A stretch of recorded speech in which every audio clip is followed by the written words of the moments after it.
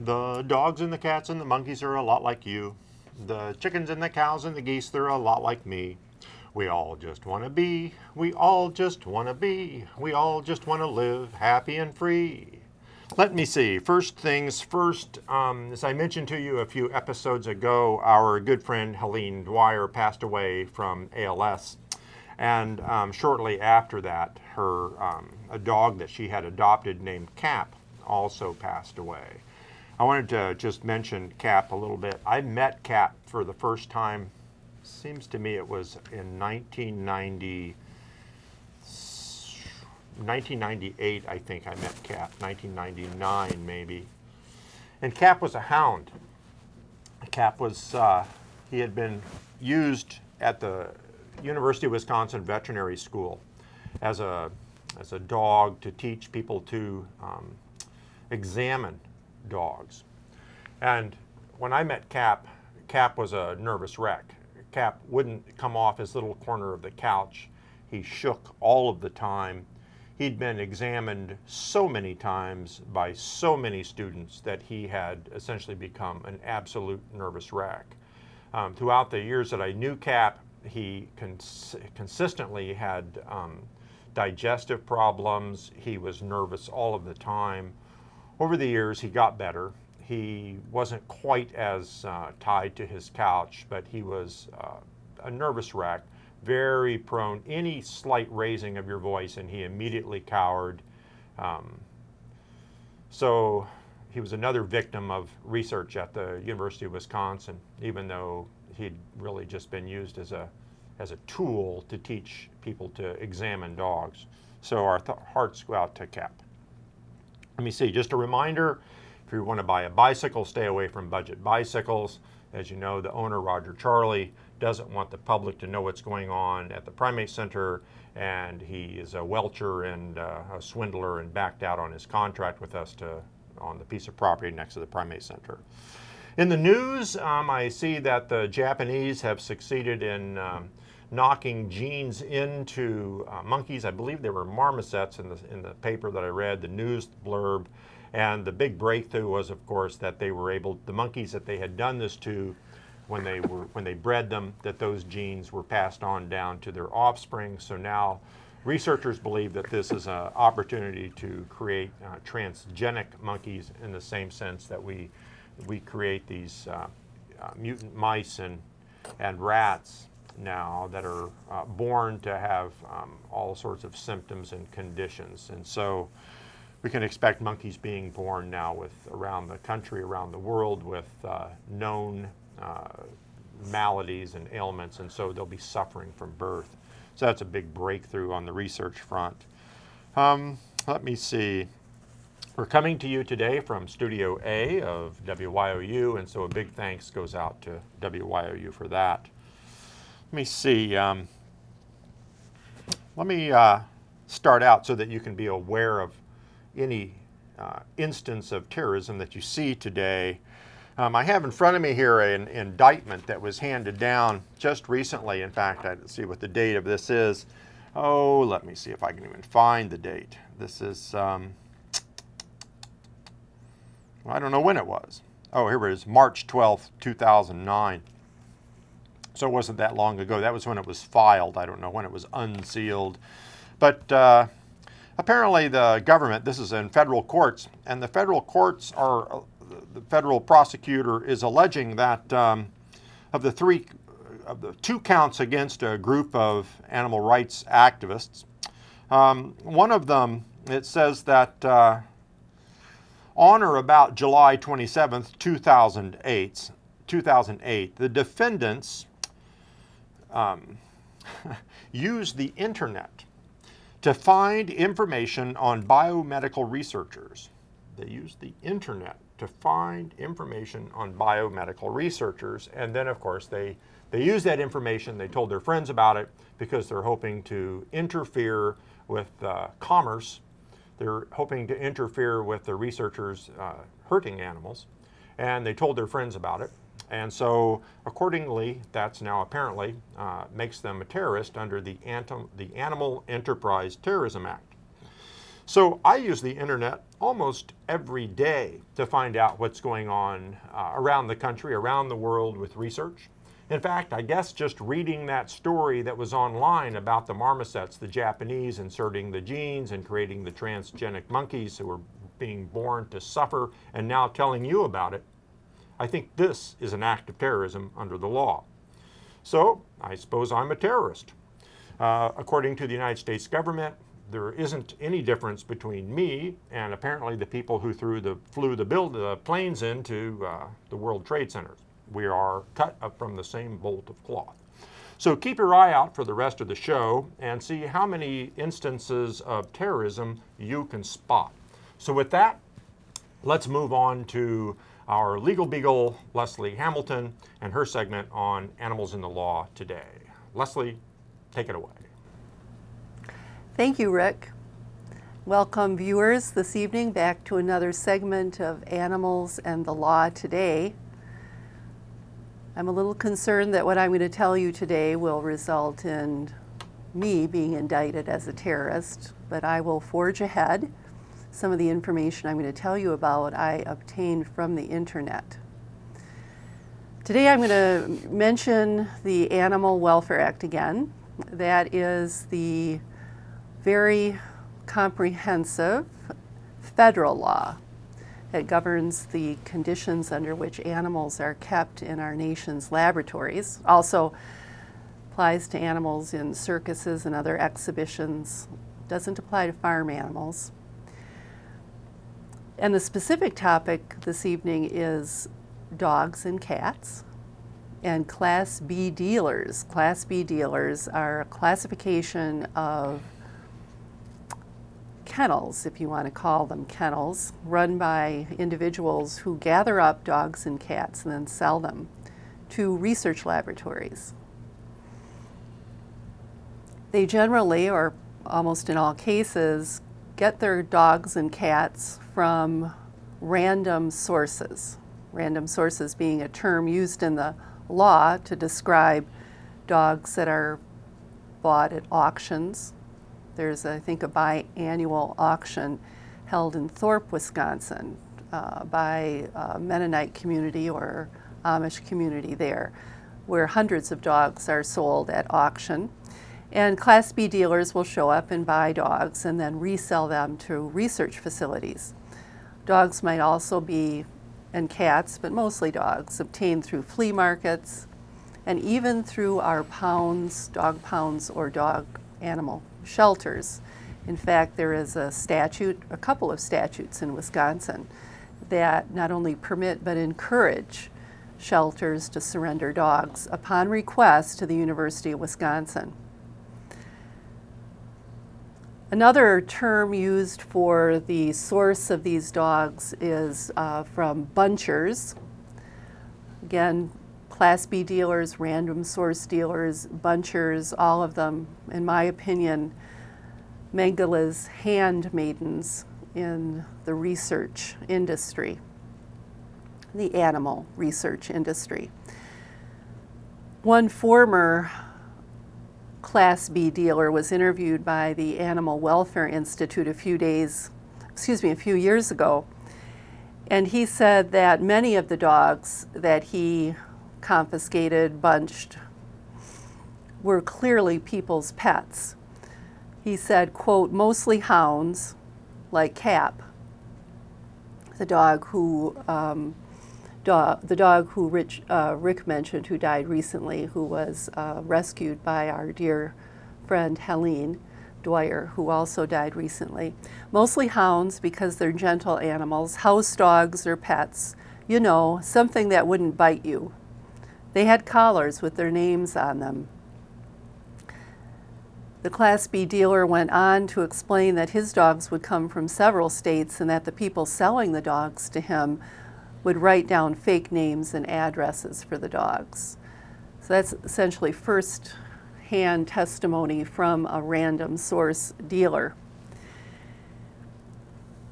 It's interesting that over 40 years ago, in 1966, the Animal Welfare Act, which I mentioned at the top of this broadcast, was passed by the federal government in direct response to the rampant theft, disappearance of family dogs who were later determined to have been sold into the nation's research labs.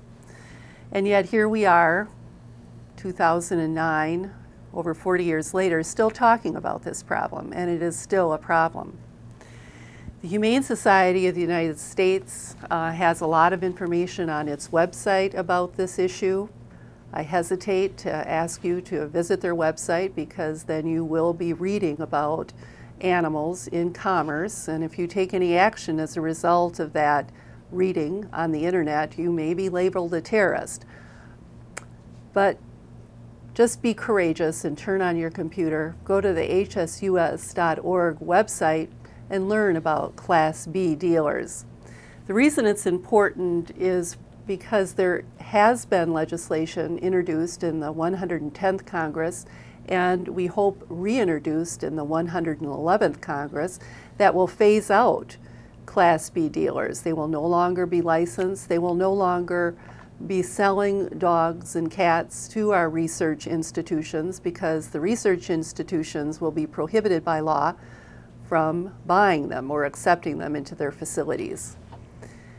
It's interesting also that the Humane Society of the United States in August of 2007 sent a poll out to all of the research institutions around the country asking them if they used random source dogs or dogs from Class B dealers, and the University of Wisconsin-Madison responded in August of 2007 and said no, absolutely not. We do not use dogs and cats in research from random source dealers.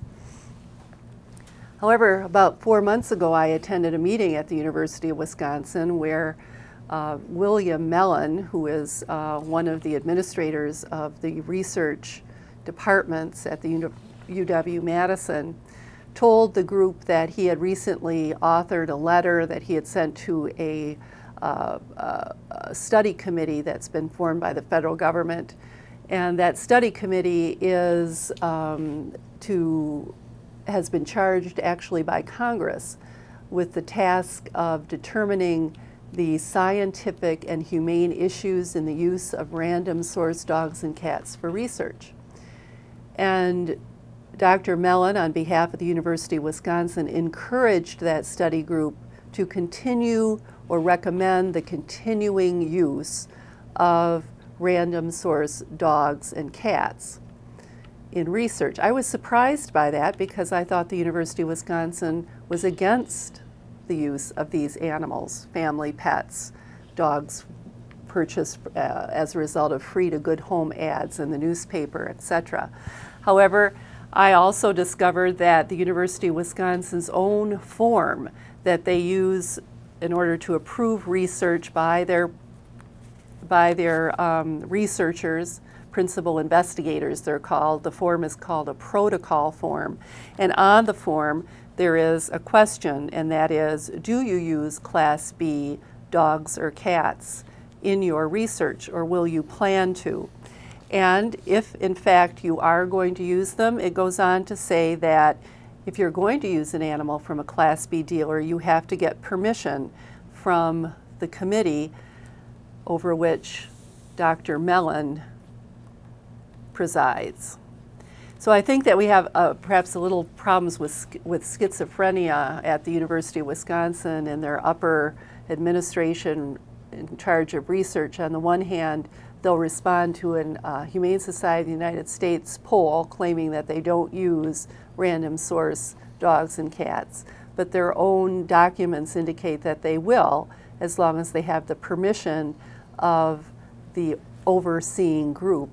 And that overseeing group has already sent a letter to the federal government recommending that research institutions like the University of Wisconsin continue to be permitted to use random source dogs and cats in their research. And again, why is this of concern? Because as was the case back in 1966, when a family discovered that their dog Lucky had been taken from them and put in a research institution, and they were not able to get Lucky back, and he was killed by the researchers. That is still happening today. And whenever I see a dog lost or a cat lost poster up on a telephone pole or in the grocery store, that's always the first thing I think about. I wonder if that poor animal is on its way to a stainless steel cage and a life of pain and horror and a lonely death, wondering why its mom or dad didn't come and rescue it. Don't let that happen to your companion animal. Don't let it happen to anyone's companion animal. Contact the University of Wisconsin. Tell them that you are absolutely aghast that they continue to use Class B dealer animals, and contact your senator and your congressman or congresswoman and tell them that you want it's called the Pet Protection, what was it called again? It was called the Pet Protection Act, reintroduced in the 111th Congress, so that we no longer have animals like Cap spending their lives in misery. And that is the truth, the whole truth, and nothing but the truth. Thank you for tuning in, and back to you, Rick. So let's go through a list of things and let me tell you things that I've read about on the internet.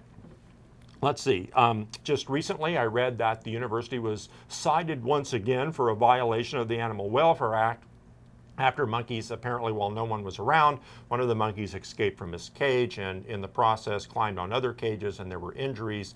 One of the monkeys apparently had to have his finger amputated because of all of the wounding. So that was, I read about that on the internet. I'm telling you to contact your legislators and interfere with that commerce of buying, selling, breeding, experimenting on monkeys. So therefore, here we are back to terrorism. What else have I read recently? I read that, let me see. I've read so much, it's just on and on and on and on. Oh, Lordy, there's so much to tell you.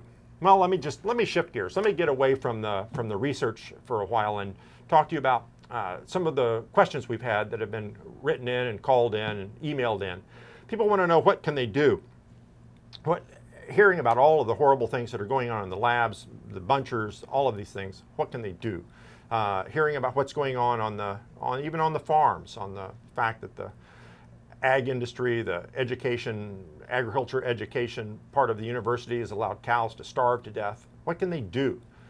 I think the simplest thing that you can do, if you care about animals, if you care about your health, if you care about the environment, the simplest thing to do is just stop eating them. Stop using their products. Stop wearing their skins. In other words, you should be a vegan. You should adopt a vegan lifestyle. You probably know, I read so many years ago, there was a book called Diet for a Small Planet by Frances Moore Lappé. And I was reading that, and she said at that time that she was writing, I think she was saying that it took 27 pounds of protein to turn that into 1 pound of animal protein. She was talking about cows. So in fact, what we were doing is, and are doing, is we're raising massive amounts of corn, and primarily corn, and instead of eating it, we're feeding it to the cows. So we're cutting our resources in multifold, even while people around the world don't have enough to eat. But we've got beef. If you care about that, you ought to quit eating them. If you care about your health, we know that the leading cause of death right now is coronary disease, heart disease, coronary artery illnesses, all of these things that are related to eating a high-fat diet. So it's by far the number. It's like twice as high a cause of death, even as cancer. So we know that if you eat a low-fat diet, that you're going to have a lower incidence of all sorts of diseases. You're going to have a lower incidence of coronary disease, of cancer, of diabetes, of all of these sorts of things. So if you care about your health, you ought to stop eating animals. If you care about the environment, well, what are we doing? We're cutting down forests. We're getting rid of native species so that we can grow more grains, so that we can put more cows out to pasture, so that we can have more milk. Well, milk, how is that so bad? Why is that a bad thing? Well, we know that it's high in fat, of course. This is funny, you know, they tell you the milk, here I'm talking about the milk industry and about information that I read on the internet, so this is terrorism now again, pay attention. So what we do is we raise cows, we breed them, and then we take their babies away from them. So the mothers and the babies are crying. And then we supplement the cows' diets with calcium because we have to make sure there's calcium in the milk so that when you drink the milk, you'll get the calcium. So what are we supplementing their diets with? Why aren't we just supplementing ourselves with calcium by eating more green leafy vegetables? Green leafy vegetables, we could grow acres and acres of green leafy vegetables, get all the calcium we need, and save the planet, save our health, save the animals. So those are the sorts of things that you can do. It's across the board in every area of the animal enterprise, every area of animal-related commerce. What we find is immense suffering. We find immense degradation. Did you know that the UN says that the cause of global warming, well, the number one cause of global warming, is animal agriculture. It's a far higher cause than anything else. You'd be better off not buying a Prius, but simply giving up eating animals. And the reduction in greenhouse gases from that would far overcome the benefits of driving a Prius. Now, if you do both, imagine how green you would be. Wouldn't that be something? So let's see. Let me get back. My favorite topic, of course, is the University of Wisconsin and its animal care and its monkey labs. Let me tell you some more things that I've learned. Well, I know that the researcher David Abbott, is injecting testosterone and giving testosterone to pregnant monkeys who he knows are carrying female fetuses. What he's done is he claims that this is a model of something called polycystic ovarian syndrome. I learned this on the internet. And by giving the monkeys a high enough dose, the pregnant mothers, a high enough dose of this testosterone, it interferes with the development of the female's baby's hormone systems. And so they're born with deformed genitals and malfunctioning endocrine systems. So this causes them to have as you can imagine, all sorts of problems as they age. They claim that they've found the cause of PCOS, polycystic ovarian syndrome, but the NIH says that the cause is still unknown. I don't know who's lying there, one side or the other, because it can't be both ways. Another thing I learned on the internet is the director of the Harlow Primate Psychology Laboratory right next door to the Wisconsin Primate Center is a man named Christopher Coe. Christopher Coe recently had an article in one of the papers talking about what he's learned about stress in pregnant women. And he does study pregnant women, but there was no mention of what he does to monkeys. I learned this on the internet, by the way. What he does to monkeys is this. First he starts with pregnant mother monkeys, and he puts them in a room, gets them used to being in there, and then he blasts a horn at them. He does this intermittently so that they can't predict when it's coming. And so the mother monkeys are stressed. They're nervous, what's that? So he's interested in whether or not this stress influences the development of their babies' immune systems. So once the babies are born to these mothers who've been frightened throughout their pregnancy at different times, then he infects the baby monkeys with actually a flu virus, and to see whether or not they get sick sooner, later, whether they have a worse case of the disease or not. Now this is genius. Dr. Coe come on. So the mother monkey, however long she's pregnant, if we can honk the horn once a day during the first week of her pregnancy, or how about once every hour during the first week of her pregnancy, or the second week of her pregnancy, or maybe twice an hour. Maybe the horn honk should be at 50 decibels instead of 35 decibels. Can you imagine you could just publish about this. Just this one study has so many possible ways to just do it over and over and over again to really tease out the details of the effects of being frightened when a monkey is pregnant, when a rhesus monkey is pregnant, when a rhesus monkey born at the Harlow lab is pregnant. That's how detailed these studies are. You can not have any doubt, of course, as to why this it doesn't tell us a thing about women and pregnancy. Let me see. It just goes on and on, doesn't it? I didn't tell you this. there's a woman named, what is her name? Oh gosh, she's the chair of one of the oversight committees here, and Schultz Darkin. I can't remember her first name. Nancy. Somebody whispered Nancy to me. They probably got that information from the internet. So they were studying marmosets, and they took a group of marmosets from here over to the medical college in Milwaukee, the Wisconsin Medical College, and they were doing something called functional MRI. Only it was something called fast sequencing or something like that. And the protocol, now you have to understand that Nancy Schultz Darkin is the chair of an oversight committee. So she's very aware of all of the laws, you would think anyway, governing all of this sort of thing. So they had details about how they were going to monitor these monkeys, these male monkeys, that when they put them in this fMRI scanner. And apparently the way this works is that they're scanning them when they scan you or me. What they would do is they would scan every so many millimeters or something. But for this experimental stuff, apparently what they're doing is they're scanning very, very close together. And so the tissues have a tendency to heat up. So they were supposed to have all of these probes on this monkey, a thermometer in his rectum, checking his heart rate, all these sorts of things. But the probes failed. All of this stuff fell out. And so the researchers that were on hand said, it doesn't matter. And so they went ahead and did these scans, and it burnt his brain. I think there were actually 2 monkeys injured. And so there was an inquiry over all of this, and they said, well, we're going to have to pay more attention to the protocols, but there was nobody was cited. They wrote letters back and forth and said, well, we've fixed the problem. Speaking of fixing the problem and the fact that, or the claim that fixing the problem shows that the system works. When I just mentioned to you that one of the monkeys here got loose, there was an article, there was a blurb about this on Wisconsin Public Radio. And one of the people that they asked about this was the chair of the animal research, the Research Animal Resource Center, the RARC here at the University of Wisconsin, Eric Sangren.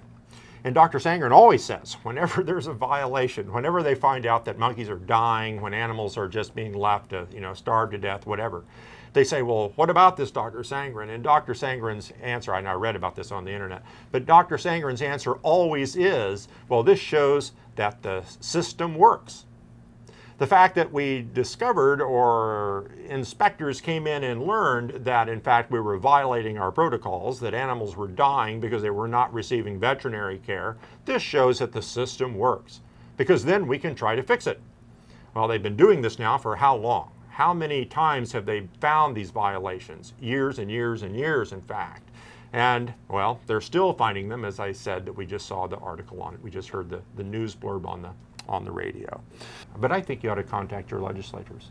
I think you ought to contact your alders, tell them you don't want this going on in your neighborhood.